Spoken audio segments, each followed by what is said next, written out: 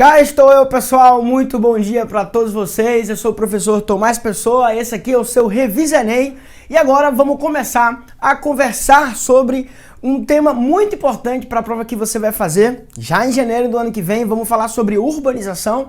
Quem está acompanhando nossas aulas aí sabe que semana passada a gente estava falando sobre a população, né, a geografia da população, discutimos crescimento populacional, a gente falou um pouco sobre migrações, sobre as principais tendências, né, do comportamento da população nas diversas regiões do mundo, envelhecimento populacional, falamos sobre as pirâmides etárias, os fenômenos da explosão e transição demográfica, enfim, a gente passeou bastante aí pelo caminho da geografia da população e hoje a gente vai falar sobre um assunto que tem tudo a ver com o assunto da semana passada, afinal nós vamos falar sobre urbanização. Bom, acho que a primeira coisa que todo mundo tem que fazer quando começa a falar sobre urbanização é se perguntar, claro, o que é urbanização?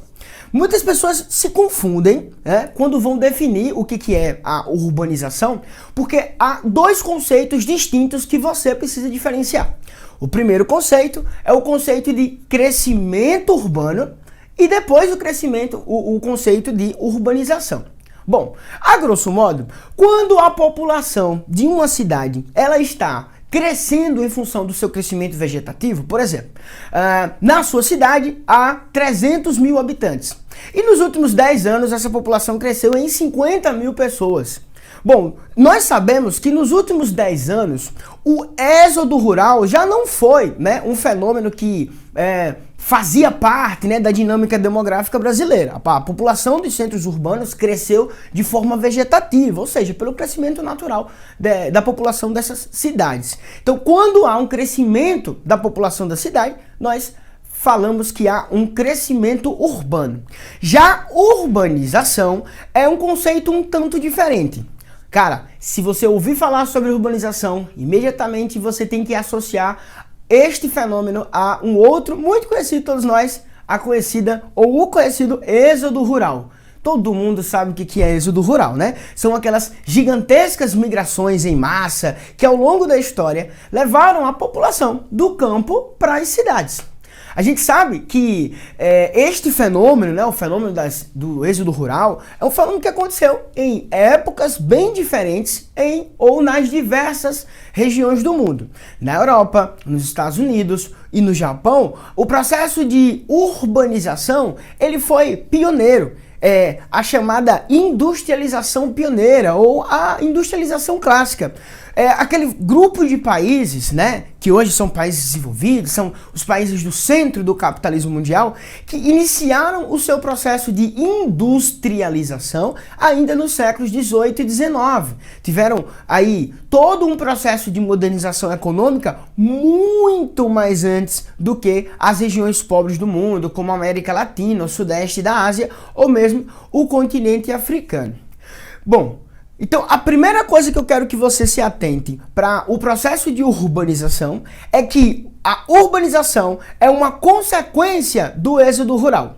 E, a grosso modo, o êxodo rural é um fluxo migratório, tá? Todo mundo sabe. A população sai do campo para a cidade. Mas você precisa saber as causas desse processo de êxodo rural. A mecanização agrícola,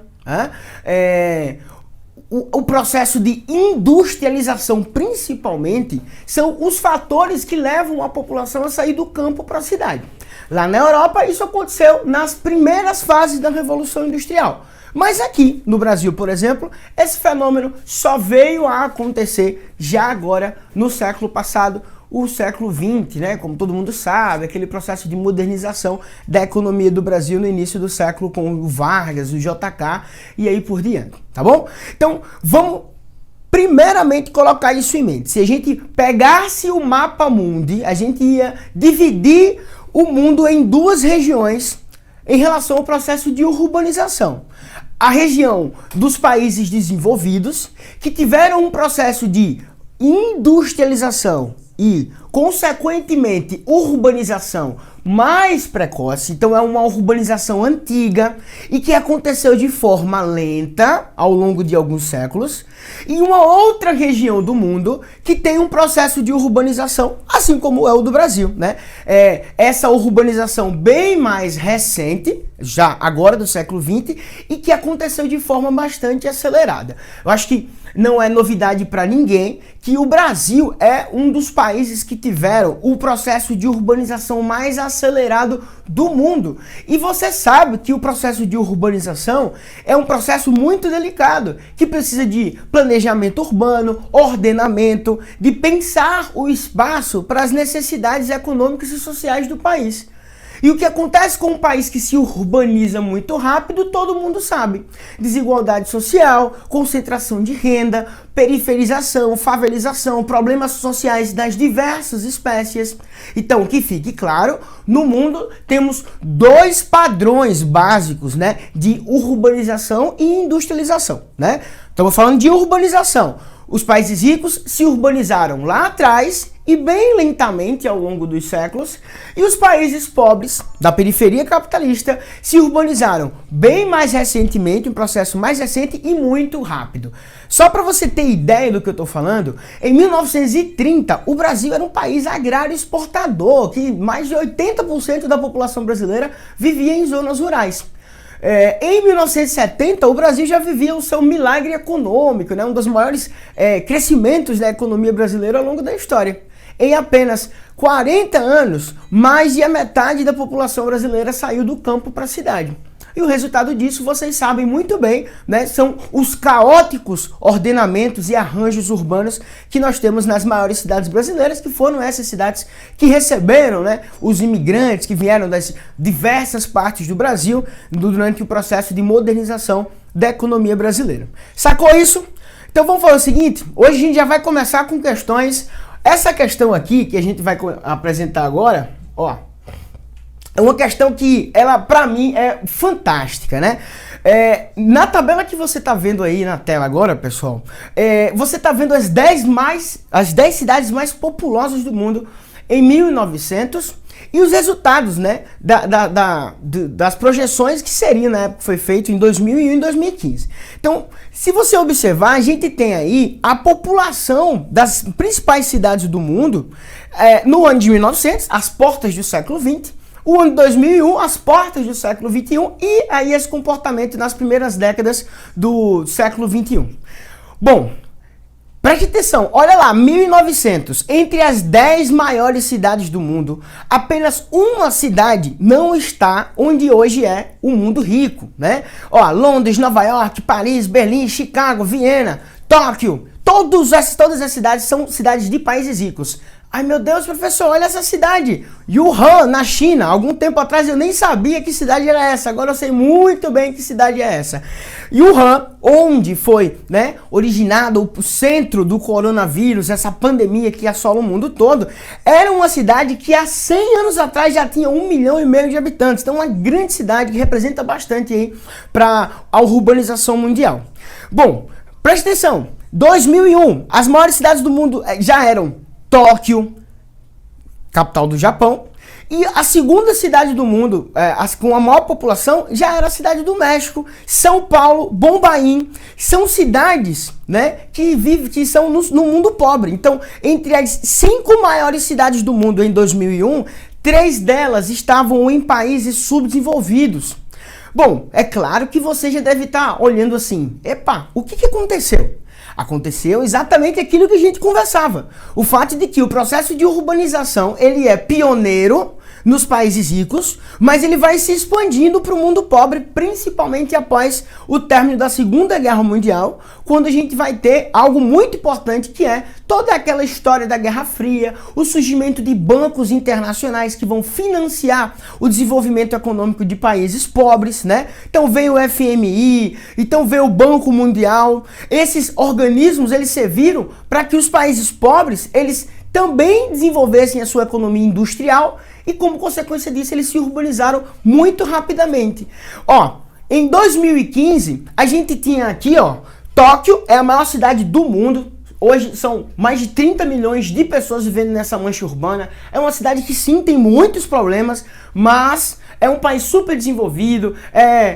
A prefeitura de Tóquio, assim como o próprio governo do país, tem muitos esforços para conseguir, né, minimizar os problemas que uma cidade com 30 milhões de habitantes tem, de mobilidade, de poluição. Claro que os problemas de Tóquio são bem diferentes dos problemas de São Paulo, Bombaim, Cidade do México, que sofrem com outros problemas enviesados principalmente na violência, sobretudo, tá?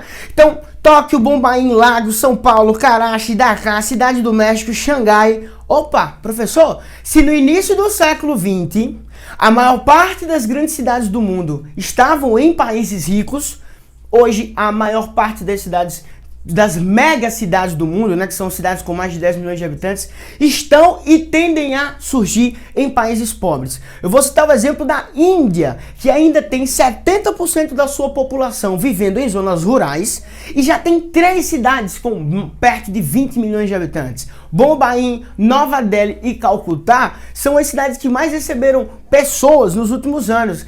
E nas próximas décadas, a Índia, a China, a Nigéria, esses vários países emergentes, eles vão ter um grande desenvolvimento econômico e, como consequência disso, bastante êxodo rural, bastante urbanização e tudo mais que vem como consequência disso. A pergunta é: as variações populacionais apresentadas no quadro permitem observar que as maiores cidades do mundo atual devem crescer mais nos primeiros 15 anos deste século do que cresceram em todo o século XX. Atualmente, as cidades mais populosas do mundo pertencem aos países subdesenvolvidos. Tóquio, que é a maior cidade do mundo no início do século XX, ainda não era considerada uma grande cidade. Claro que sim. No início do século XX, as cidades com mais de 1 milhão de habitantes estavam localizadas em países que hoje são desenvolvidos. Ou o crescimento populacional das grandes cidades nas primeiras décadas do século XXI ocorrerá principalmente nos países hoje subdesenvolvidos. Bom, todo mundo aqui sabe, né? Pode deixar na tela a questão para você ir, né, olhando para essa questão e analisando. Pera aí, professor. Será que é a letra A? Será que as maiores cidades do mundo devem crescer mais nos primeiros 15 anos deste século do que cresceram em todo o século XX? Bom, por mais que o crescimento populacional esteja sendo acelerado, nos primeiros 15 anos a população não cresceu mais do que nos últimos 100. Atualmente, as cidades mais populosas do mundo pertencem aos países subdesenvolvidos, com exceção de Tóquio, então não é essa. Tóquio, que hoje é a maior cidade do mundo, no início do século não era considerada uma grande cidade? Falso, já era uma metrópole Tóquio no início do século passado.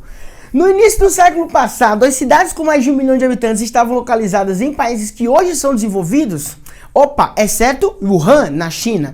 E a letra E é a única que não tem nenhum erro, né? Que diz que o crescimento da população das grandes cidades, agora nas primeiras décadas do século XXI, ele vai ocorrer aonde? Principalmente nos países que hoje são subdesenvolvidos. Então, resposta correta, fica então aí a letra E. Uma outra questão para a gente trabalhar, pessoal, uma questão que fala sobre algo muito importante para nós entendermos o processo de urbanização no Brasil. Presta bem atenção nessa foto, nessa imagem que tem aí no cantinho da sua tela. Bom, é claro que é uma imagem antiga, uma ilustração, né, de um letreiro. Isso era uma propaganda lá do passado, na época que ainda não tinha os impulsionados nem os patrocinados do Instagram. Essa propaganda aí, ela é uma cena franco-brasileira. Franco pelo local e os personagens. O local é Paris e os personagens são pessoas do povo da grande capital brasileira, pelo que se está bebendo café do Brasil. O letreiro diz a verdade, apregoando que esse é o melhor de todos os cafés. Essa página foi desenhada especialmente para a ilustração brasileira pelo senhor Toffani, desenhista desse lugar aí. Bom, preste atenção aqui agora. A página do periódico, isso é um jornal, né? Acompanha. A página do periódico do início do século XX documenta um importante elemento da cultura francesa que é revelador do papel do Brasil na economia mundial. Preste atenção aqui comigo.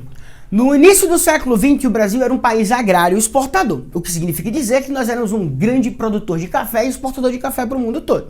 O papel do Brasil era esse, agrário exportador. E lá fora tinha propaganda de que o café brasileiro era o melhor. Quem é que pagava essa propaganda? Era o Brasil, né? Claro. E aí, bom, o hábito de tomar café, né? Hoje nem é mais tão popular como era antes, mas um dia tomar café já foi a coisa mais chique do mundo. Assim como tomar chá lá na Inglaterra, lá na França e na Europa Ocidental, o hábito de tomar café era coisa muito elegante. Então, por esta razão, né, foi posto, né, uma necessidade de espalhar esse hábito, espalhar este padrão de consumo. Então, a industrialização brasileira, ela contou muito, né, com isso, porque a época do café, todo mundo sabe que foi a época que antecedeu o processo de industrialização do Brasil. Quando o Brasil ainda era um país agrícola, o nosso produto era o café.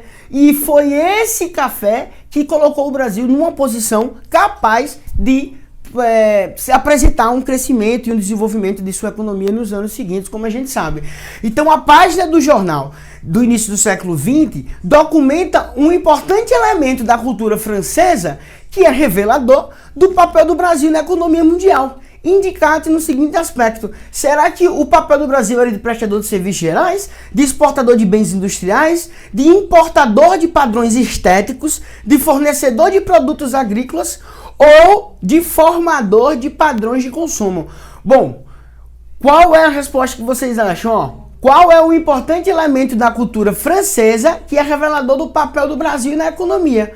Bom, o elemento da cultura francesa que revela o papel do Brasil na economia mundial é exatamente a formação de padrões de consumo, né? Ele revela um papel no Brasil porque lá na Europa foi criado um padrão de consumo em relação a beber café, e aí isso revela um papel importante para o Brasil, que seria o papel de fornecedor desse produto. Tudo bem assim? Massa demais, né? Agora vamos falar um pouco mais sobre, né, a urbanização brasileira. Preste atenção nestes gráficos que você vai acompanhar na tela. O Brasil foi um país, como eu falei agora há pouco, que se urbanizou de forma bastante acelerada. No gráfico da esquerda, você consegue aí perceber, né, que nos anos 1940, a população rural brasileira era de 70% contra 30% urbana. Em 1970, a gente já tinha, basicamente, uma igualdade, né, entre a população urbana e a população rural. Daí em diante a gente vê uma população urbana que cresce muito mais rápido que a população rural. Esse foi o desenho, né, da urbanização brasileira ao longo deste século XX. Do outro lado, a gente vê a taxa de urbanização das regiões brasileiras. Bom, o destaque, é claro, para a região sudeste do Brasil, que é a região mais urbanizada do nosso país desde o início do século. Isso quer dizer que desde a época do café, o sudeste já era uma região com as maiores cidades, com a maior infraestrutura. Ao longo do século, a gente acompanha algumas, né, características interessantes. Por exemplo, a região centro-oeste do Brasil, que está na cor cinza, ela já foi a região menos urbanizada do Brasil. Entretanto, hoje, em 2020, ela é a segunda mais urbanizada. O que aconteceu? Destaque para o Centro-Oeste, né? Que é uma região que, a partir dos anos 1970, recebeu muitos investimentos aí, sobretudo em relação ao agronegócio, ao agrobusiness, em que a expansão das fronteiras agrícolas brasileiras fez com que o desenvolvimento urbano nessa região ele fosse muito notório, né? Então, de fato, ou a grosso modo, o Brasil, por estes dados, por essas tabelas, foi um país que se urbanizou muito rapidamente, numa velocidade bastante acelerada, e além disso, né, de uma maneira basicamente padrão, concentrando o seu processo de urbanização na região sudeste. Região essa que recebeu os principais investimentos no processo de industrialização e a maior concentração populacional também. Então, é importante que você enxergue essa urbanização brasileira dessa forma. Vamos na questão agora? Bom, preste atenção, pessoal. A urbanização do Brasil é um fenômeno que não é difícil de entender, porque foi um fenômeno que aconteceu de forma muito desequilibrada. Então, está sempre aí apresentando muitos problemas, problemáticas que envolvem as questões sociais, questões ambientais e assim por diante. E aqui nessa questão a gente vai ter um problema que vai ser apresentado. Vamos lá. O fenômeno da mobilidade populacional vem desde as últimas décadas do século XX apresentando transformações significativas no seu comportamento, não só no Brasil, como também em outras partes do mundo.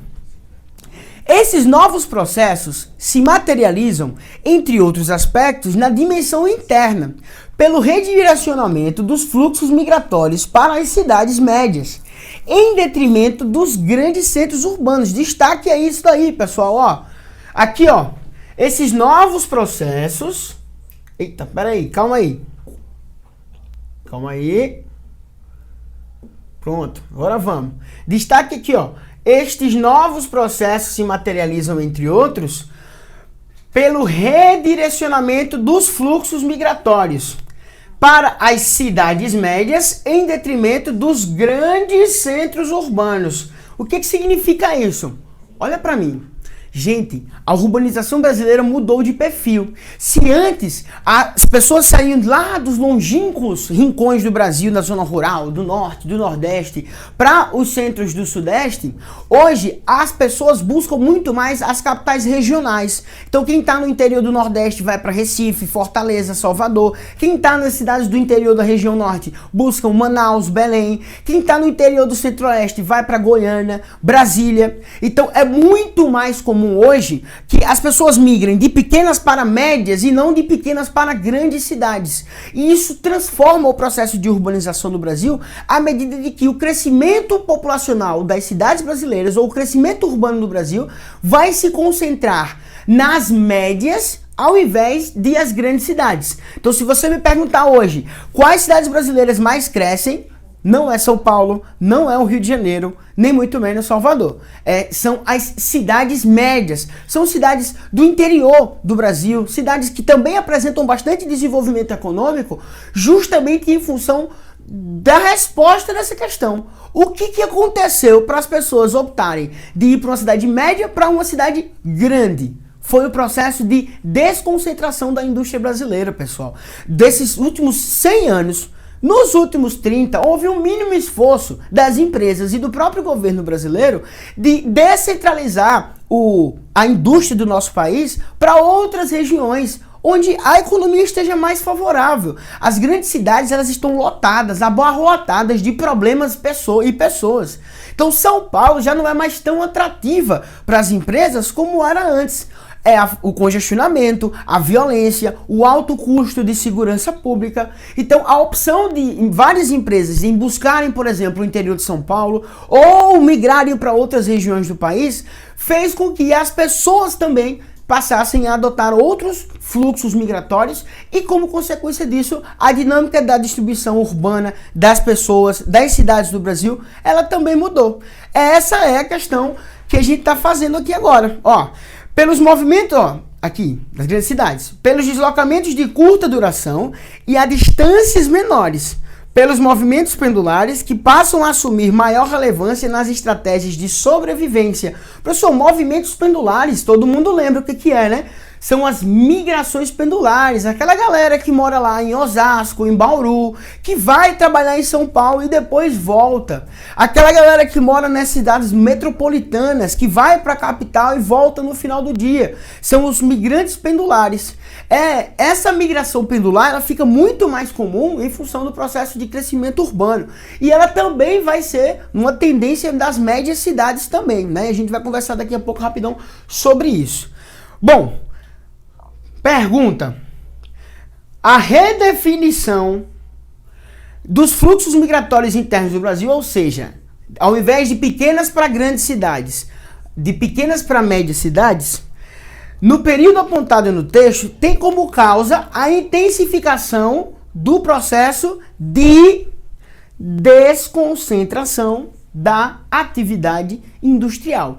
Esse processo foi muito relevante, sobretudo para as regiões norte e nordeste do Brasil. Lembre-se, nos anos 70, a implantação de importantes infraestruturas do governo, né, como a Zona Franca de Manaus, como a própria rodovia transamazônica, assim como aqui na região nordeste, além de infraestruturas, as famosas políticas de isenções fiscais, que são muito comuns não só no Brasil, mas no mundo todo, que buscam reduzir os impostos para algumas regiões na tentativa de atrair, né, investimentos, como também atrair algumas empresas para aquele local. Tudo bem assim, galerinha? Massa demais? Show de bola! Tô vendo aqui uma galera comentando. Qualquer coisa, manda uma pergunta aqui para mim. Vamos aqui passar para nossa continuação. Preste atenção, pessoal. Agora eu quero que você preste atenção em mim no que eu vou falar aqui com você. É um papo muito sério agora. Você mora numa cidade, você precisa saber que o maior problema de todas as cidades está aqui, ó. É a moradia. Morar, para nós que somos seres humanos, é uma necessidade essencial. Então, assim como comer, assim como respirar, você também precisa morar. Professor, não, se eu não respirar, eu morro. Se você não morar, você também morre. As pessoas que não têm moradia digna, elas estão expostas a diversos perigos, a doenças, a violência. São pessoas que têm a sua dignidade humana violada, os seus direitos civis, eles sequer são garantidos. São pessoas que sequer têm documentos, muitas vezes. Se você perde os seus documentos em casa, imagine que não tem uma casa para guardá-los. Então, a moradia é um dos grandes problemas das grandes cidades, porque ao longo do processo de urbanização, a moradia ela é transformada numa mercadoria e aí passa a ser negociada como tal. Como uma mercadoria, a moradia ela deixa de ser, né, um direito humano para ser um produto. E direito essencial, direito de cidadão, você não compra, você somente garante esse direito. Então, à medida que um direito passa a ser uma mercadoria, se você não tiver dinheiro para comprar, você não tem esse direito. Algo que é bastante incoerente, né? Afinal, o direito à moradia, ele está, inclusive, na Constituição brasileira. É importante que a gente pense nisso. Então, importante lembrar, em relação à moradia, sobre o déficit habitacional, né? No Brasil, há pelo menos 7 milhões de famílias que não têm uma casa para morar. E o mais interessante é que há mais de 7 milhões de imóveis vazios no Brasil. Então, tem mais casa vazia do que gente que não tem casa para morar. Né? Também há o problema das moradias precárias, né? O processo de especulação imobiliária faz com que muitas famílias não tenham onde, né, viver e acabam construindo as suas habitações em locais precários, sobre palafitas, com matérias-primas de papelão, de lata. Isso é muito comum acontecer e invariavelmente a gente tem vários problemas nessas moradias, né? Assim como incêndios, deslizamentos de terra. E também a gente tem a questão da situação de rua, né? É o mais alto estágio da exclusão social, as pessoas que não têm onde morar e que estão em situação de rua. Não é morador de rua, não. Ninguém mora na rua, não. Se você não tem casa, você não mora, você está em situação de rua. Hoje, com a crise econômica, isso fica muito mais comum. Não é difícil a gente encontrar aí pelas cidades brasileiras milhares, centenas dessas pessoas que estão em situação de rua, que é um problema muito sério. E hoje, com a pandemia, se agravam esses problemas e a necessidade de se corrigir essas deficiências sociais do nosso país, tá? Bom, há um fenômeno urbano que toda vez está lá pela prova do Enem, é a tal da especulação imobiliária. A especulação imobiliária é um fenômeno que acontece justamente porque a mercadoria ou a moradia foi transformada numa mercadoria. Então existe um negócio da moradia, em que tanto quanto os alimentos, existe uma dada reserva. Como assim, professor? Eu não entendi. Preste atenção. Você não tem a opção de não comprar comida no supermercado, porque você precisa comer. Assim como você não tem a opção de não comprar a sua moradia, senão você não tem onde morar. Então, existe uma lógica no mercado imobiliário que favorece ao aumento dos preços dos imóveis. É a especulação imobiliária, que muitas vezes acontece de forma assim absurda. Muitas pessoas entendem, de forma até grosseira, mas é isso também, que a especulação imobiliária nada mais é do que a hipervalorização dos imóveis. É verdade, professor. Na minha cidade, os imóveis ficaram muito caros em algumas regiões. Isso acontece por um fator especulativo. Não foi nenhuma infraestrutura que foi construída, não é nenhum serviço que aquela população vai ter acesso que vai fazer aquela moradia ser mais cara. O que aconteceu foi um processo de especulação. E o encarecimento desses imóveis, eles provocam vários efeitos. Um é a periferização, então cada vez mais os trabalhadores vão meio que ser empurrados para a periferia da cidade, de modo a porque eles só conseguem a moradia nas regiões mais distantes dos centros, onde é mais barata. Uma outra consequência disso é o processo de verticalização, então as cidades tendem, né, ao invés de crescerem horizontalmente, crescerem verticalmente em função do encarecimento dos imóveis, né, as construtoras vão optar por verticalizar.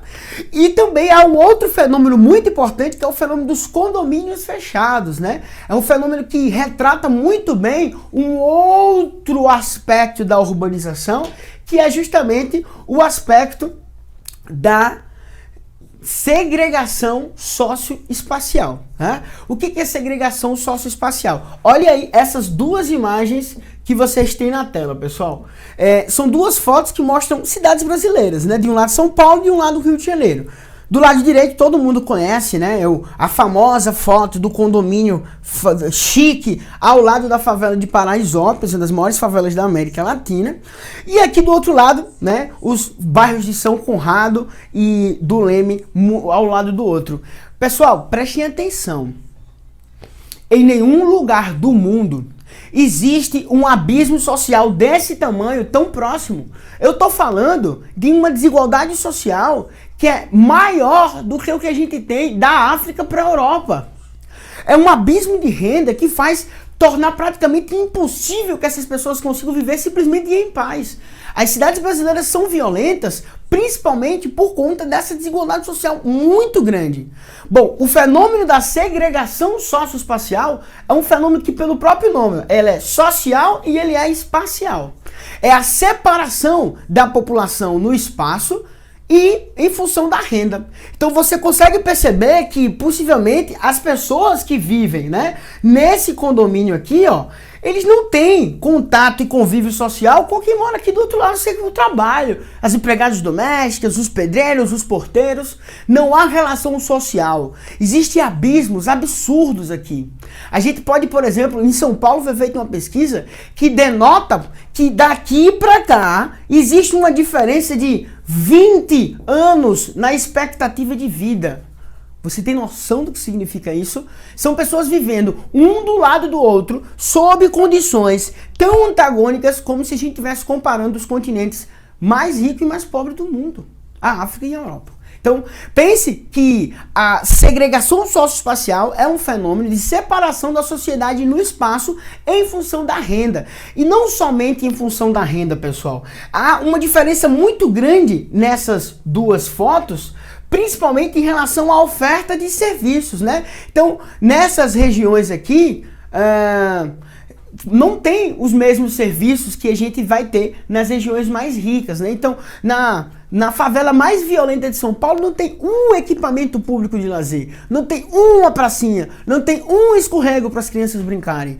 Isso é bem diferente das regiões mais ricas, que inclusive o setor público oferece os equipamentos de lazer, cultura e etc., além da assistência social. Fato que para os favelados fica sobre as mãos da polícia, que é a única instituição do estado que acaba entrando lá e nem sempre ou quase nunca para levar segurança nem paz. Bom, a configuração do espaço urbano da região do entorno do Distrito Federal assemelha-se às demais aglomerações urbanas e regiões metropolitanas do país, onde é facilmente identificável a constituição de um centro dinâmico, de um centro dinâmico, né, e desenvolvido. Ó, tem um centro dinâmico e desenvolvido, onde se concentram as oportunidades de trabalho e os principais serviços, e a constituição de uma região periférica concentradora de população de baixa renda.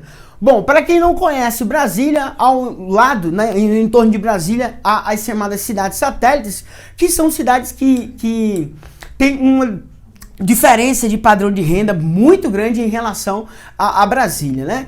Então, o que você viu nessa foto aqui de um bairro para o outro em São Paulo, em Brasília acontece de uma cidade para outra, porque Brasília é uma cidade que tem todo um planejamento urbano que não permite que dentro da cidade tenha favelas, mas as cidades ao redor de Brasília são cidades muito pobres.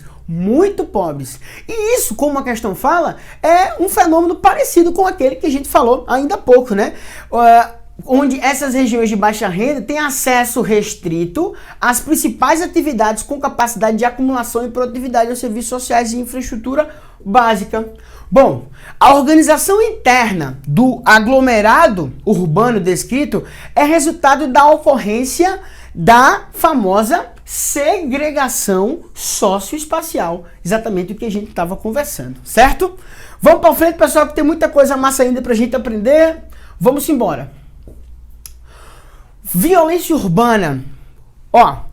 Quando lhe perguntarem quais são as principais causas da violência urbana no Brasil, em primeiro lugar está a desigualdade social, a exclusão social, que é o principal causador dessa violência. Mas não é somente isso. Nós temos outros países tão desiguais como o Brasil que não são tão violentos, né? Por que a Índia é mais pobre que o Brasil e os índices de violência são diferentes? Bom, há, além, né, da desigualdade social, fatores históricos e culturais. O Brasil é um país onde a violência ela é cultural. Nós temos uma cultura de violência aqui no Brasil. Uma cultura principalmente de naturalizar a violência. A gente está assistindo um debate muito importante em relação à violência contra as mulheres e a gente sabe como ao longo do tempo o racismo, o machismo, a homofobia foram formas de violências que foram naturalizadas.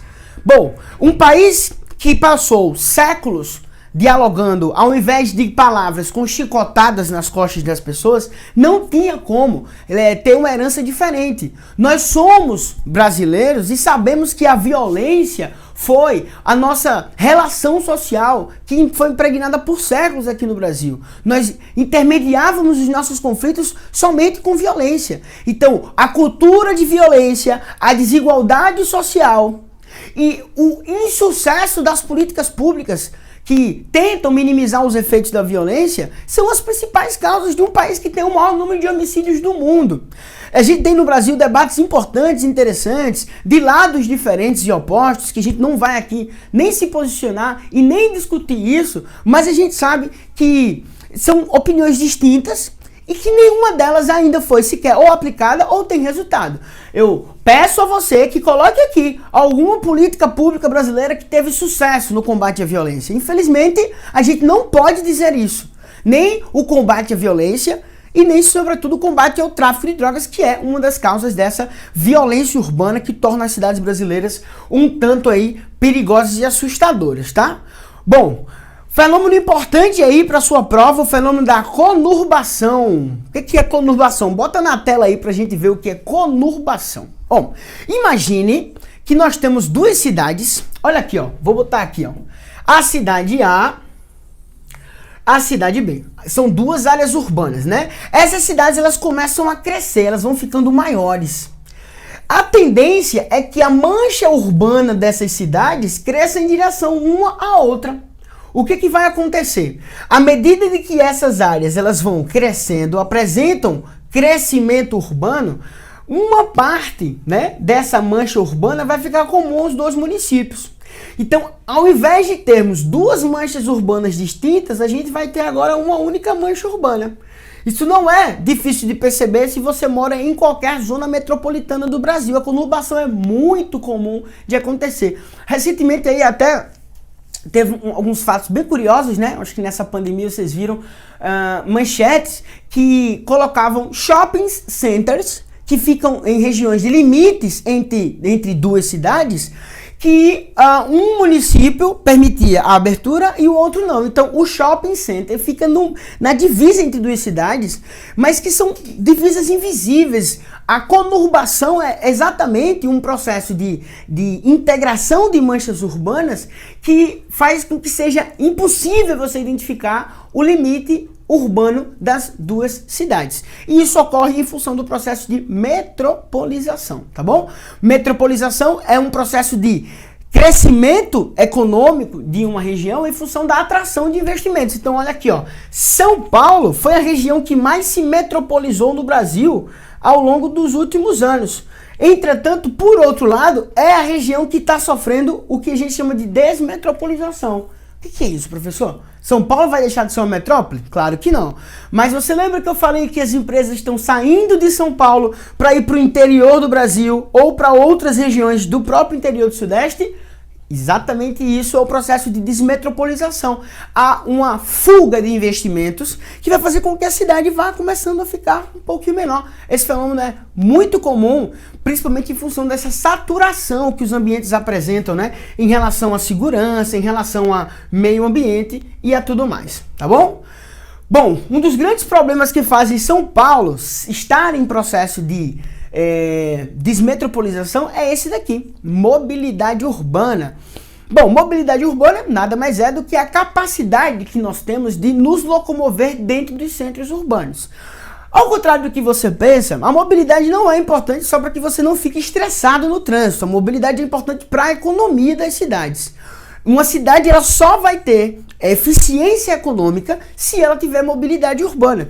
Então, um dos aspectos que tem contado bastante negativamente para São Paulo em relação à atração de investimentos, é claro, é a mobilidade urbana. O frete fica mais caro, o ar fica mais poluído, as pessoas ficam mais estressadas e menos produtivas, trabalham menos, são menos criativas. Então, a mobilidade urbana é uma discussão global em relação à urbanização, e aí a gente tem na tela, né, um importante conceito para vocês. Seria o conceito de aplicação da pirâmide inversa. No Brasil, a gente tem um país que é absolutamente rodoviarista. Nós moramos num país onde o carro ele é um know-how. Há uma prioridade. Muitas vezes tem espaço, tem rodovia, tem avenida, mas não tem calçada nem para o pedestre, não tem ciclovia. Não foi pensada a mobilidade dessas pessoas para os cadeirantes que aqui estão, aqui, ó, no meu coraquinho, atrás de mim.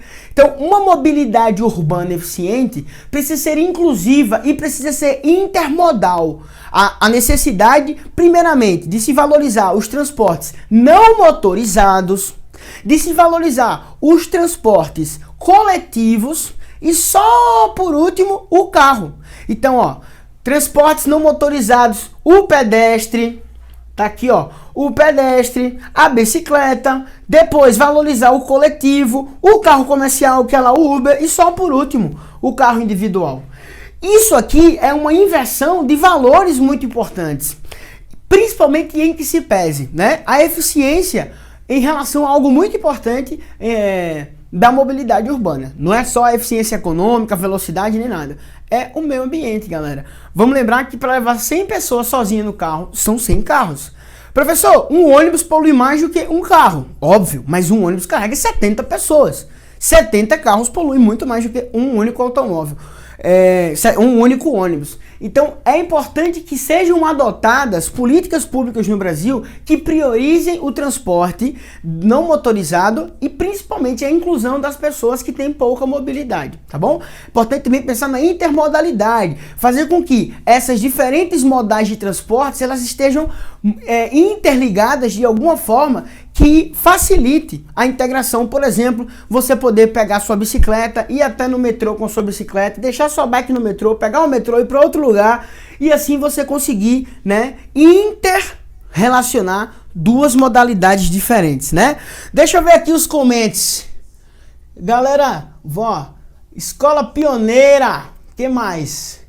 Vamos lá, manda um salve aí, que eu vou ler os salve de todo mundo aqui depois, viu? Nos comentários, manda um salve, um coração, o nome da escola que eu vou mandar. E quem mandar um coração vai ganhar 10 pontos no SISU, diretamente do Revisa Enem. Tô mandando aqui, tá permitida a produção desse aqui que pode mandar. Vai direto pra conta do nosso diretor. Bom, vamos embora. Pessoal, falou em cidade, a gente tem um problema seríssimo nas cidades brasileiras. É a impermeabilização do solo.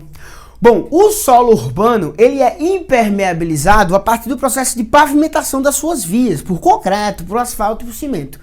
Qual é a grande consequência disso? A maior consequência do processo de impermeabilização do solo são as enchentes, né? À medida que o solo deixa de ser, né, natural, ele perde a sua capacidade de absorção de água. E aí a água da chuva, ao invés de ser absorvida e se deslocar ao longo da bacia hidrográfica pelo subsolo, ela vai fazer isso pela superfície. E a gente sabe que a velocidade do escoamento da água pela superfície é muito maior do que pelo subsolo. Aí não tem outra, né? Aquele monte de água cai na superfície, ao invés de ser absorvida, vai direto para o rio vai receber muita água, um volume muito grande de água. Muitas vezes esses rios sofrem com os problemas de lixo urbano e etc., de assoreamento. E como consequência disso a gente vai ter as enchentes, que são problemas seríssimos, é o maior problema ambiental do Brasil, né? São Paulo não pode vir uma chuvinha de meia hora que já vai ter uma enchente, principalmente por conta disso daqui, né? Ó, a mudança nos cursos dos rios urbanos. A galera faz muito isso nas cidades, né? Aconteceu isso com o Rio Tietê, com o Rio Pinheiros. Esses rios sendo urbanizados, eles são muito facilmente vítimas de enchentes, porque eles não vão ter o seu curso natural para poder, né, dispersar a energia e dispersar a água também desses fluxos. Vamos lá, presta atenção. Aqui, ó. A dinâmica hidrológica expressa no gráfico demonstra que o processo de urbanização promove. Pessoal, olha aqui, presta atenção nesse gráfico, bem direitinho, ó, bem direitinho mesmo. Se liga. Aqui a gente tem as precipitações e aqui a gente tem o tempo. Ó, as precipitações aqui, aqui e aqui. Aqui a gente tem, ó, essa linha seria a vazão das áreas urbanizadas. E essa segunda linha é a vazão das áreas não urbanizadas. Então, aqui a velocidade de vazão da água é muito mais rápida em áreas que são urbanizadas. O que acontece? Qual é a consequência disso? A dinâmica hidrológica expressa no gráfico demonstra que o processo de urbanização promove o quê?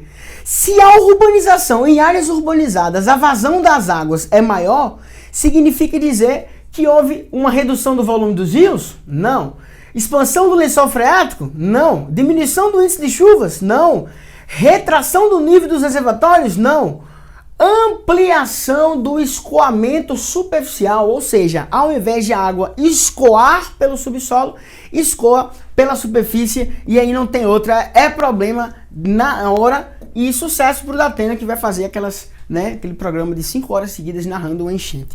Estamos chegando no finalzinho. Esse aí, ó, é um dos maiores problemas ambientais do Brasil. Mais de 4 milhões de brasileiros migraram forçadamente em função dos deslizamentos de terra no Brasil.